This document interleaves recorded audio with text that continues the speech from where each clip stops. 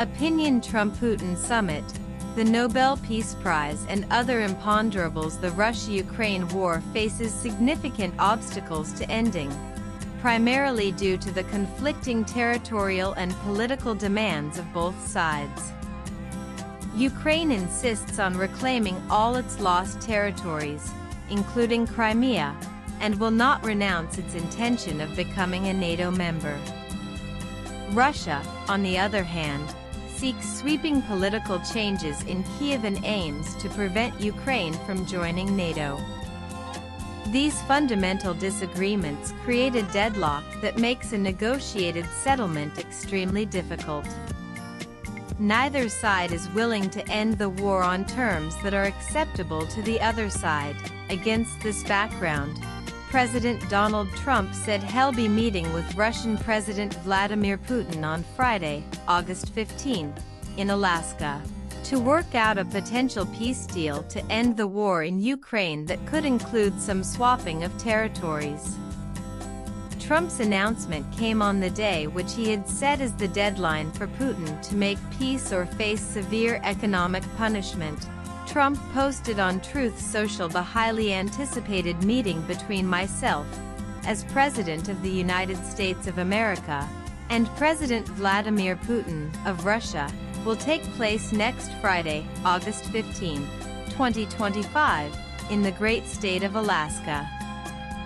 Further details to follow. India has said that it welcomes the understanding reached between the United States and the Russian Federation for a meeting in Alaska on August 15, 2025, and that this meeting holds the promise of bringing to an end the ongoing conflict in Ukraine and opening up the prospects for peace. Being India's Independence Day, August 15th is a very auspicious day for all Indians. And one cannot but hope that it proves auspicious for the Ukrainians and Russians, also China's. President Xi Jinping has also said he is pleased to see Moscow maintain contact with the United States to advance a political resolution of the Ukraine crisis. However, while President Trump is pushing for a potential ceasefire agreement that could end Russia's three-year war against Ukraine, the huge divergence between the Russian and Ukrainian positions will make it extremely difficult to bring the conflict to an end. Trump and Putin had last met in 2019 on the sidelines of the G20 summit in Osaka and have not met since then. Moreover, Putin has not visited the U.S. since 2015 when he attended the UN General Assembly meeting. Interestingly, in his address to the General Assembly, Putin had stressed the vital importance of respecting state sovereignty and had said that many of the crises facing the world have been exacerbated by countries acting against sovereign states outside the UN Charter. Ironically, Putin is now widely accused of undermining Ukraine's sovereignty, and this has been a central accusation throughout the ongoing Russo-Ukrainian conflict, which escalated into a full-scale invasion in February 2022. Trump said he would hold a meeting with Putin regardless of whether the Russian leader agrees to meet his Ukrainian counterpart Zelensky. A White House press official had earlier said that a meeting between Putin and Zelensky was a precondition to a meeting between Putin and Trump, but Putin had rejected the idea of meeting Zelensky. In May 2025, Putin had similarly declined to meet with Zelensky during talks in Turkey and instead sent a lower-level delegation led by presidential aide Vladimir Medinsky.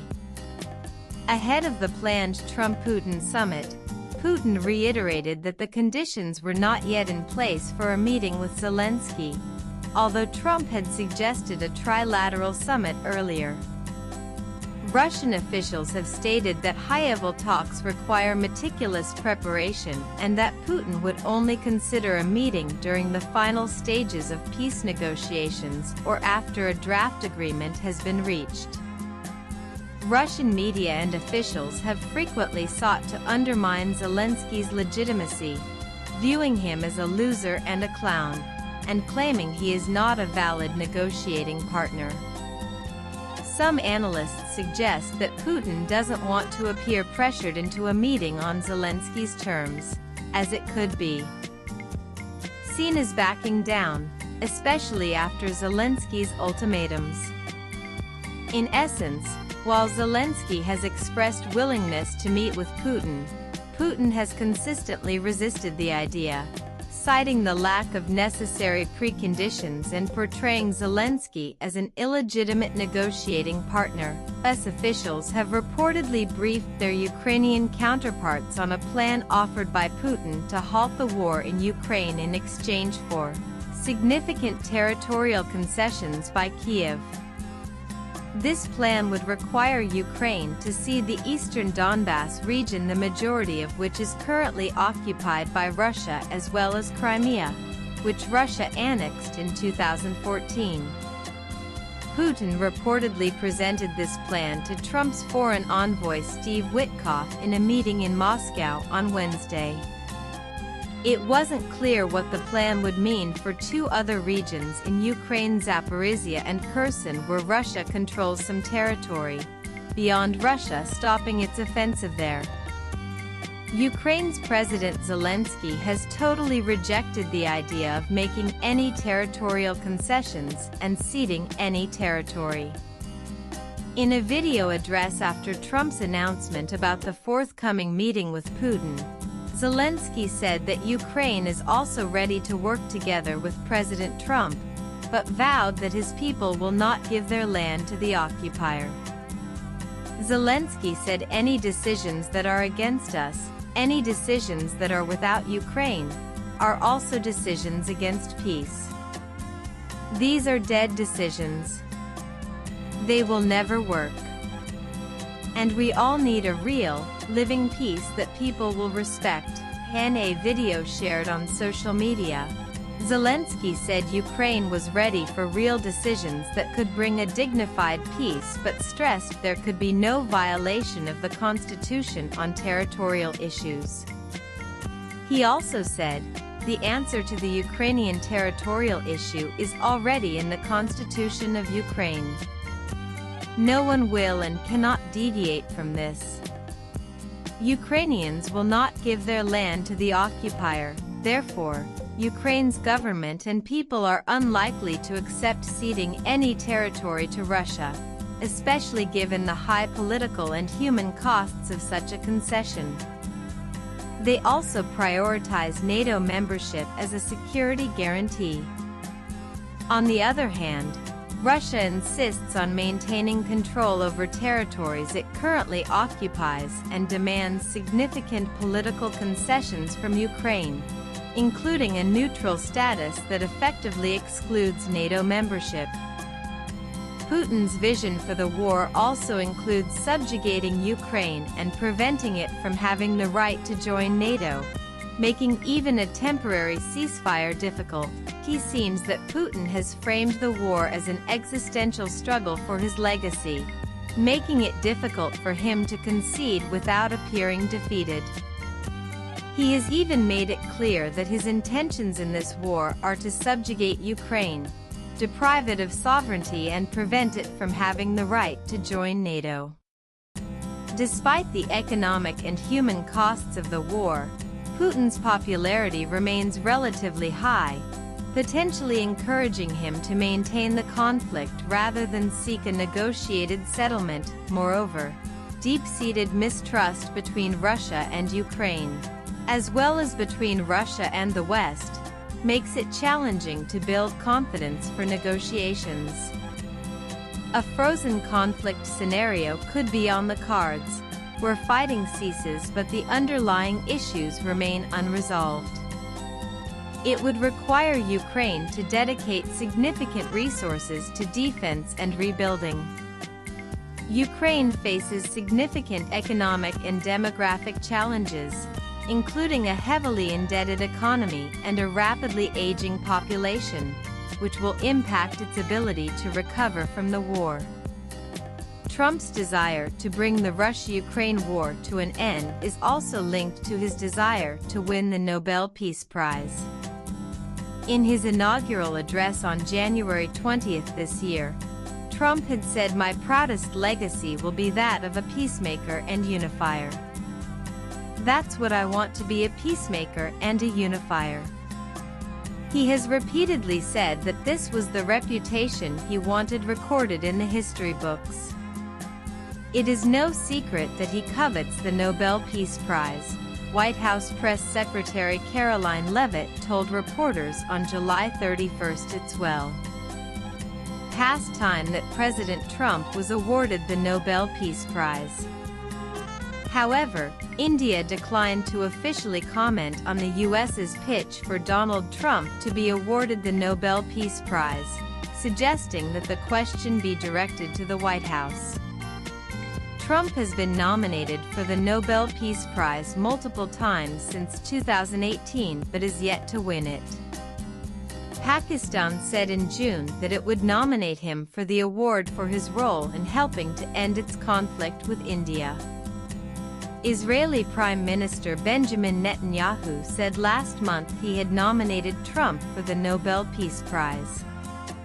Cambodia's Prime Minister also said that he has nominated U.S. President Donald Trump for the Nobel Peace Prize, lauding his extraordinary statesmanship in halting a border conflict between Cambodia and Thailand.